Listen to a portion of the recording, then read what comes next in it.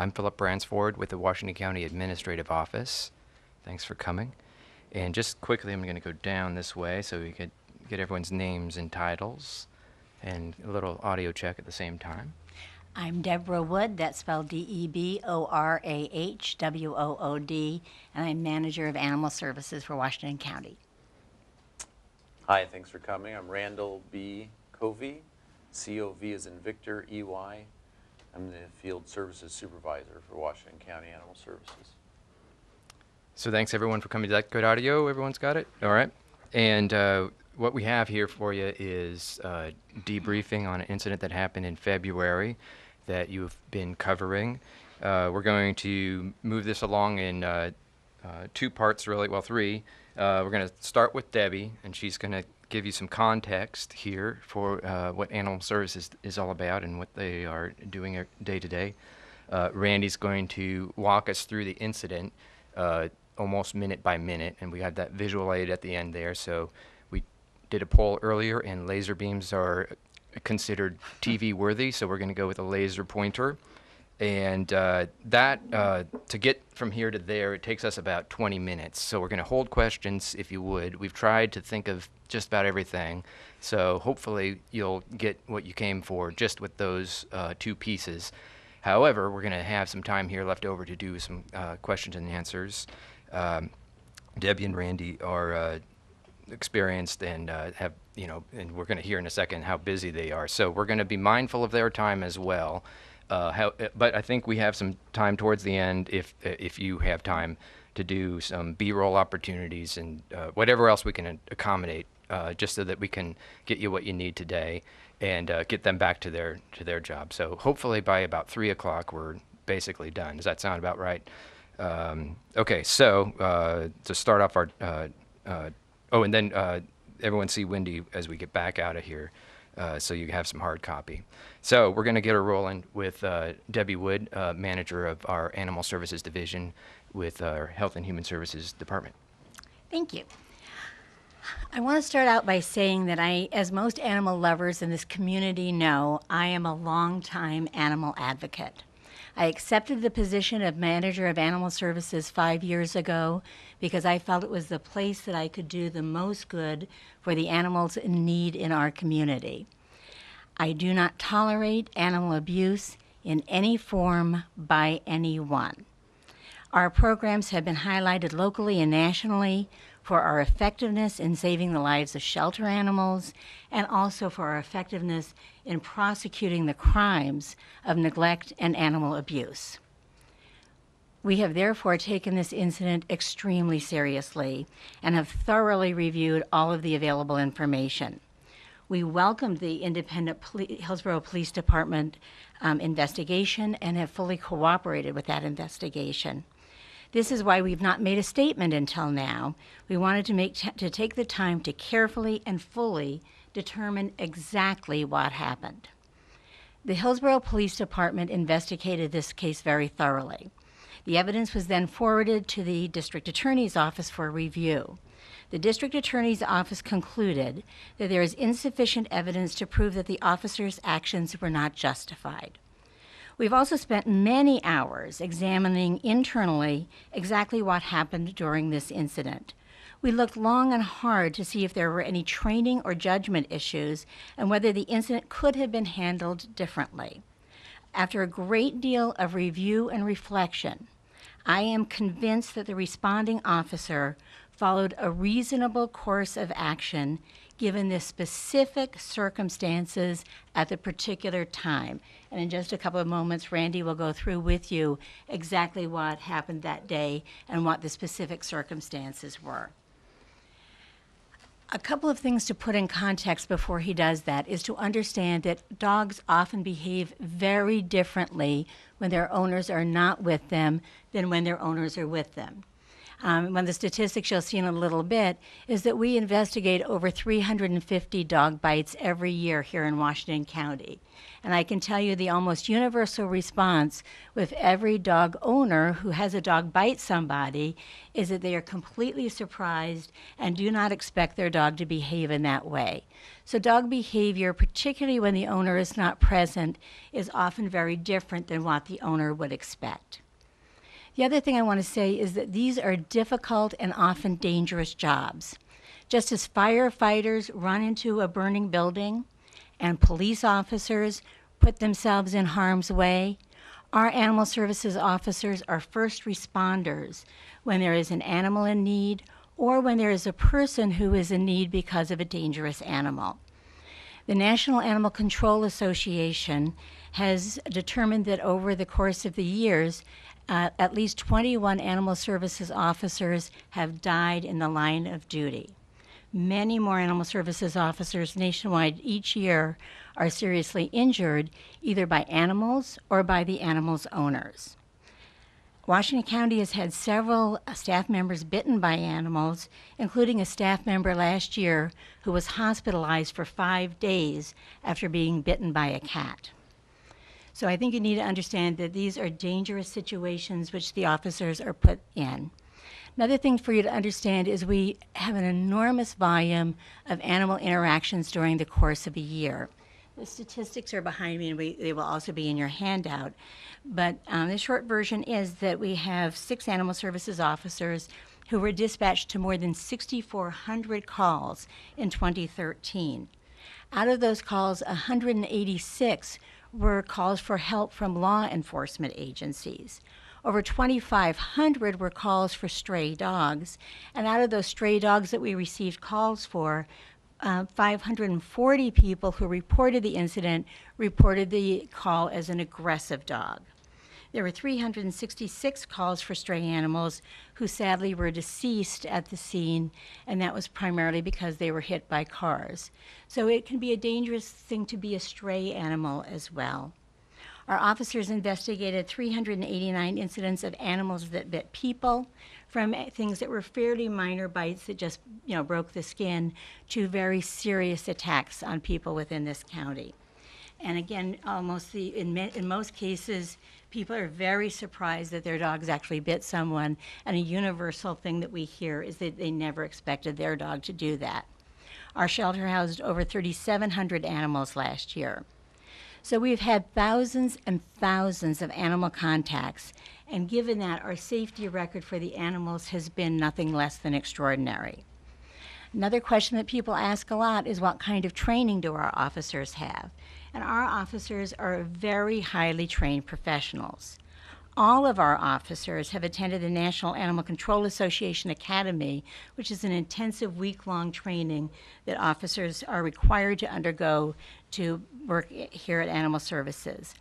They have all also attended a number of local and statewide training, and many have received additional national level training. Animal Services Field Officer Randy Covey, that you'll be hearing from in just a second, is a recognized expert in the field, and he provides regular training to our officers in addition to the outside training that all of our officers receive. Recent trainings have included dealing with aggressive dogs, humane use of catch poles, stress-free handling of animals, dog body language, and related topics. All of our officers have been trained in the proper use of pepper spray and bite sticks by either the Washington County Sheriff's Office or through a police academy. So I want you to take that into context as you're looking at this specific situation, and I think that may answer some of the questions you've had about the context of who the officers are and what they do. I'll turn it over to Randy. Randy? All right. Thank you. And thank you for the opportunity to provide some facts and clarity about the events that unfolded on Tuesday, February 25th. Let me start by saying publicly, as I told Marlon Starr on that day, we are sincerely sorry that his dog was injured, and we hope for the best possible recovery. The injury to DOG resulted from a series of events that occurred on a public street and put one of our officers in an unfortunate situation that put his safety at risk and required him to rely on his training and knowledge of dog behavior to protect himself and potentially others in the area. I'd like to take some time, and I've got some notes here just to make sure that we get it exactly right, to go through that series of events that happened. As you know, on February 25th at about 2:14 p.m., a call came into Animal Services from a citizen concerned about a dog in the street barking at people and causing traffic issues. At 2:30 p.m., Animal Services Officer Hoyt Stepp responded, located the dog at large, later identified as Lucy, attempted to approach and leash her while also attempting to locate the owner by knocking on doors. So Officer Stepp drove in from this direction, first saw Lucy here, got out, made contact with the homeowner here. At that point, Lucy was way back here in the backyard, asked the owner if that was his dog. The owner said no. The homeowner said no. The officer then asked for permission to leash the dog and remove it from the property. He was given that permission, went back to his truck, got a snappy snare, which is a flexible stick with a leash on the end of it used for dogs. At this point, Lucy was not showing any aggressive or territorial behavior. By the time the officer came back out of his truck, Lucy was wandering through the yards here, and at that point started to show some territorial behavior. Mild aggression as reported by the original call, and stood in the driveway but outside the gate of Marlon Starr's home, unknown to us at the time that that's where the dog lived. Officer Stepp attempted to make contact here to find out if that's where the dog lived. Nobody was home. He walked down the street to this residence, again attempted to make contact. Nobody was home there. He came back out, and during this process, Lucy was standing in this driveway showing aggressive territorial behavior by barking, tail up, ears forward, acting in that manner. The officer came back out to the street, got to about this point, all this time thinking there was only Lucy, the only dog he was aware of. When he got to this point, Diogi appeared, came racing out of the driveway. Diogi and Lucy then together initiated an aggressive attack against the officer. When the officer realized that there were two dogs now and they were aggressively charging him, he deployed his bite stick, put it in front of him with the snappy snare that he had, and following his training, created a barrier between himself and the dogs, backing up and yelling at the dogs to go home, giving them verbal commands, creating a barrier, and backing up. That did not deter the dogs. Officer Stepp got to this point, the dogs were right on him, full aggressive attack. And at that point, Officer Stepp struck Diogi one time to avoid being bitten.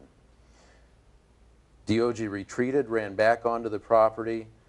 Lucy backed into the driveway and continued to display aggressive territorial behavior. And Officer Stepp then immediately called for assistance. While waiting for me to arrive, because I was the one that got the call for assistance, a couple of buses, school buses arrived, and Officer Stepp monitored the safe passage of school kids. There were two little girls that came down this way. He escorted them across the street away from the aggressive territorial behavior still being displayed by Lucy standing in the driveway, and got them on their way this way. There was another school bus that unloaded over there.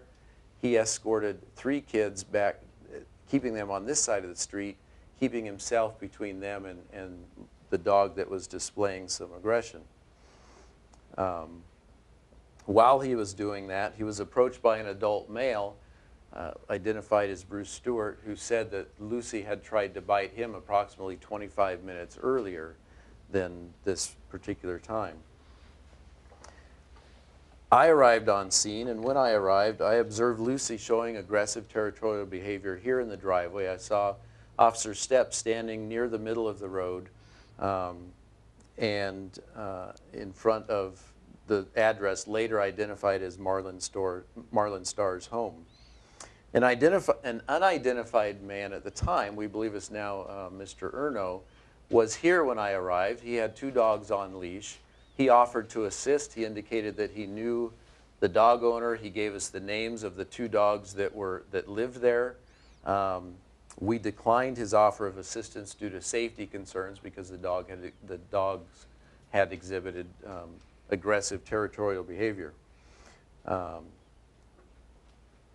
This man told us that he thought the dog owner normally got home about 4:30, and at this time it was just approaching a little after 3 o'clock.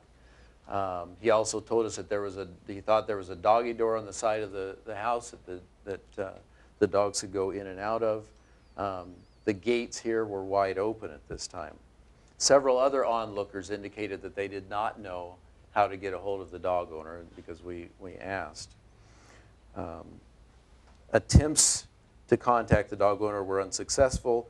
No current dog license record could be located. If the dogs had been currently licensed at this address, we would have had immediate access to the dog owner and assisted with veterinary care.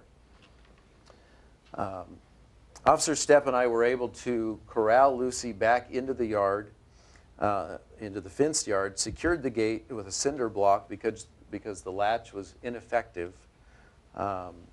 We took a brief but thorough look around the yard to make sure that the yard was secure, but more importantly, because we suspected, although had not confirmed at this point, that the second dog that had appeared was on the property and injured. We could not locate that dog. If we had, we would have rendered aid. I also announced these actions to onlookers, letting them know that we were going to secure the fence and try to make sure that the dogs were okay. Unable to locate the second dog and concluding that it had gone into the house through the dog door, confident that the fence was secure, a note was left on the door advising the dog owner of the concerns, including a note that one dog may have been injured, which again was suspected but not verified at that time. We asked the dog owner to contact Animal Services, and Officer Stepp and I then cleared the area at about 3:21 p.m. And that was the series of events that occurred. Thank you, Randy. So do we have questions? So talk about the force used to get DOG away. The injuries seem pretty severe, and some veterinarians, testimony that the things they only see when the dog is kicked by a horse or something really severe. What do you attribute to the severity of the injury from just one blow? Was it just a direct hit, or how can we better explain that? I don't try to explain that. All I can tell you is that the dogs were in full aggressive attack. The officer struck the dog one time, which is completely consistent with training, which follows the normal law enforcement use of force continuum, which is that you use the least amount of force necessary to control the situation or protect your own personal safety. In this case, he was retreating. He had a barrier in place between himself and 2 aggressively charging dogs, and the injuries are consistent with a single strike, exactly as described by Officer Stepp when questioned. Were you able to verify the injuries? I mean, because the eye is obvious, but we hear of a fractured skull, a shoulder injury. Were you able to verify the number of injuries, and if so, how does it happen? If you look at the police department report, we had to be very careful that we were not interfering in any way or talking to people when the police were doing their separate investigation, which is correct. So you should talk to the Hillsboro police, but the police department report says that the injury that was sustained by the animal could definitely be consistent with a single strike. And Tim? Randall, can you describe better what full aggressive behavior is from a dog? You talked about it briefly just now, but what is full aggressive behavior? Well, full aggressive behavior in this incident constituted not just one dog, but 2 dogs charging, not stopping. Normally, when a person, or in fact, we teach when we talk to citizens about dog bite prevention, we teach them to create a barrier. we tell people that if you have a notebook or a clipboard or even a walking stick or something, that you put that between yourself and the dog, it will stop an attack from coming normally. But a full aggressive attack by two dogs changes the dynamics. And in this case, Officer Stepp was not aware of a second dog until they appeared to have fed off of each other, likely protecting their territory, but coming straight out into the public street. And full aggressive attack in this case meant two dogs coming, not stopping at the barrier. I'm sure most of you know that a bite stick is a relatively short defensive tool. It's about that long, and in order to use that as a defensive weapon, the dog has to be directly upon you. In this case, there was no other reasonable choice. Okay, Matt, can we go to Matt, please? Has this officer returned to street patrol? Yes, after the police report was issued today, we returned the officer back to duty because the district attorney and the police investigation determined there was nothing inconsistent with what the officer's statement was. So at this point, the situation has been cleared. In terms of notifying the homeowner, can you describe again, I mean, it sounds like you didn't have a current human to put with this dog. But the police report talks about Officer Stepp being concerned that he had injured the dog and wanting to try and make contact. Can you describe again what you did to try and get to Marlin Star? Well, there were two things that happened. When the officer first arrived, he attempted to make contact before there was any escalation of the incident. Unsuccessful there.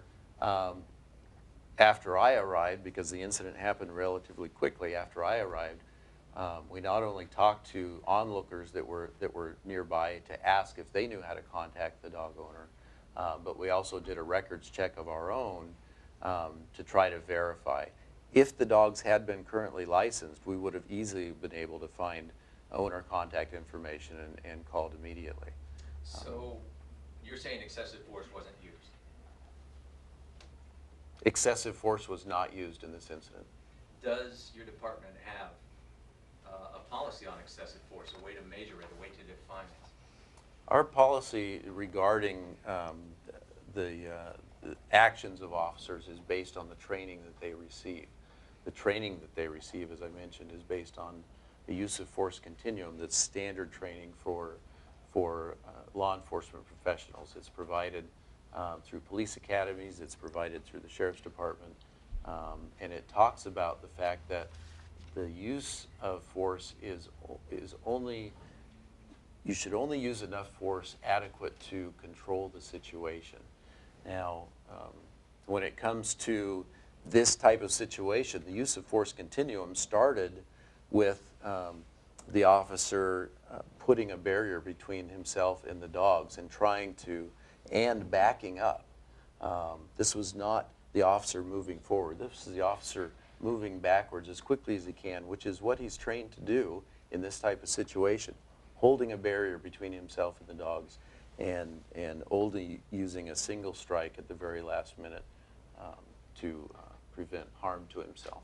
Could pepper spray have been used instead of the bite stick? Pepper spray, and trust me, we've analyzed this upside down and all other ways. Pepper spray in this kind of situation is not an effective tool. It's not a good choice. It's unpredictable, and it's not recommended for a situation where you have two dogs in full aggressive attack. Is there any policy change either on the use of force or the notification of the dog owner that will change because of looking at this one? We have looked at this situation very carefully. First of all, we did everything humanly possible to get a hold of the dog owner. Had the dogs been licensed, we would have had information. We, Randy and the officer at the scene talked to the people who, by that time, neighbors were there. They talked to neighbors. Do you know do you know a last name? Nobody knew a last name. So, if you don't have a last name, you don't have a dog license, there was no, we left a note that was, what more can you do? There is nothing more to do.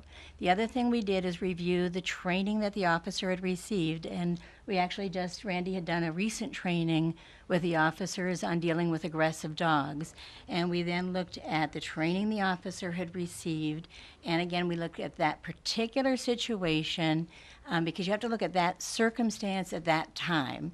And when you have two animals that are aggressively charging, and as Randy said, they have to be in very close proximity in order to be struck by a bite stick. That's the only thing that you can do. So given the particular situation, that was a correct action. Obviously, different situations are going to have different actions, and they have to be looked at one by one. There is an innumerable number of possibilities, which is why we emphasize training. Ben? Did you conduct a background check on the officer involved in this, and were there any things that concerned you about his work history? We did an extensive process of vetting the applicant, and we did look at his history. We were aware of his history. We talked to a number of references, previous employers, we talked to all previous employers, whether they're listed as a reference or not. We did extensive history on this employee. And a follow-up, if I may.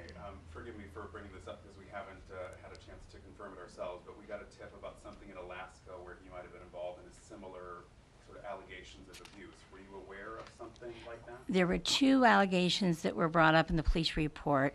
One was one that we were very well aware of, that was a situation while he was working as a police officer. There was an animal that was shot. That incident in Alaska was fully investigated, not only by the police department that he worked for, but also, again, was separately investigated. We talked to the police department and other sources in the area, and it was a situation where we felt that it was a reasonable thing for him to do at the time, and that was what was concluded at that time. There was a second anonymous email that was sent that was part of the police report, and in the police report you will see that the police detective who took a look at it, you can talk with them more about specifics, but it appeared to be without merit. We also discussed that situation with the officer. So we are confident that this is a highly trained officer who has a difficult job, who in this circumstance behaved appropriately. The detective describes Officer Stepp as being, really broken up about what happened. How's he doing now? It has not been easy for him, but we are here to be a supportive work environment for our employees, but it's a two-way street. We look at these situations carefully and clearly and make sure that what we see is fair and correct, and then we continue as professionals. Did police have any witnesses to refer to in their report, or was it simply the testimony of you, Randall, when you showed up, and then Officer Stepp, in terms of what happened, the actual facts? Did it have any other I would just refer you back to the police report, but the information that we got and the internal review that we conducted indicates that all of the facts as presented by Officer Stepp in his report are very consistent with other evidence and witness statements that were made. Do you have any advice for Officer Stepp as to how this could be handled differently? As part of our internal review, we, as I'm sure you can imagine, discussed at length what some of the options may have been and different things. Ultimately, the conclusion was that based on the specific circumstances in this situation, where he was doing everything appropriately, dealing with one dog, another dog appeared out of nowhere that he had no knowledge of and charged him aggressively with no warning. It's been determined that this was the most reasonable action to take. Okay. Tim, do you have one? The witness, as I see it, the witnesses as I see them reported in the detective's report, it doesn't appear that any witness saw the blow by Officer Stepp in the defensive situation. And you were with him when you both went behind the house, which was, some were surmising that the action happened behind the house and out of view from the street. That's not what you understand to have happened. That did not happen. I can tell you with full confidence that when I arrived, I observed Officer Stepp standing near the middle of the street, Lucy, dog identified later as Lucy, showing aggressive territorial behavior in her driveway. After discussing the incident, learning from Officer Stepp what had happened, that he thought the other dog may have been injured, we made the decision to go do a brief but thorough search to see if the dog needed assistance. We were unable to locate the dog, as I said, determined that it must have gone into the house through the dog door. We did not see any evidence of blood, which we looked for. We did not see any other indication that the dog was lying injured and needing assistance on the property. But I can assure you with full confidence that there was no injury to that dog that occurred on that property during that brief look to provide assistance. Matt, did you have any? Yeah, what kind of dog is Lucy and where is Lucy now? Lucy's described, as far as I know, first of all, as far as I know, she's home with DOG. I think they live at the same house. And she's described as a boxer mix. One other question. With regards to DOG and Randall, and I forgot what it is. So, Well, you think this has gotten a lot of attention. There are people outside with signs protesting justice for DOG. What can you say to them? I would say that people should look at the record of this organization. As I mentioned in my opening statements, I came here because I am an animal advocate, and I've been a long-time animal advocate. We are a shelter that has some of the highest success rates in the nation for the work that we do with the animals that come here. Some of you have reported we have a multidisciplinary team in Washington County that I co-chair that actually looks at the active prosecution and investigation of the crimes of animal abuse and neglect. So we have a record that is not just excellent, it is proactive. It is considered some of the best work being done in this country in terms of really being proactive and caring about the animals in our community and protecting the animals of our community. And if I thought for one moment that we had an employee that was behaving in a way that is inappropriate or cruel or adverse to the interests of the animals in this community, we would be having a different discussion today. Mike, did you have any? Has Mr. Starr been fined for not having a license and for not keeping his dogs on property? He's issued 2 citations for dog at large, 1 for each dog. I remember my question. All right. And you may or may not know this, it's digging into the archives, but can you tell me, or do you know if an animal control officer has ever been or had charges filed against them out here for what would be deemed, I guess, excessive force? I've been here 5 years, and certainly we have not had any incident since I have been here, and to the best of my knowledge, that hasn't happened before, but I can say definitively for 5 years there has been no incident. Is there any thought to not making Mr. Starr pay his $700 and whatever in fines, or do those stand? We've made every attempt to treat Mr. Starr exactly the way we would treat any other dog owner whose dogs were running at large. I think that's the correct way to approach this. We made some decisions early on to not charge Mr. Starr with dangerous dog or nuisance dog. We issued citations that we thought were appropriate. I think we showed appropriate restraint and not piling on.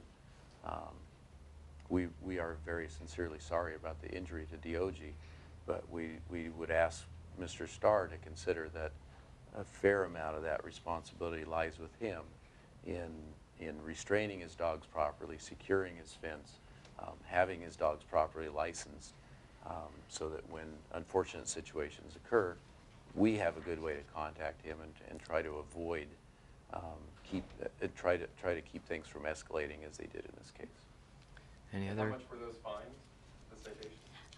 Maximum fine for a dog at large is $500. It's up to the court to determine the final, what the final fine So would he's be. facing $1,000.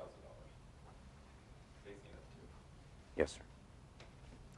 All right, we got just about everything there. Okay, and Wendy has hard copy here of some of the statistics in our media release today.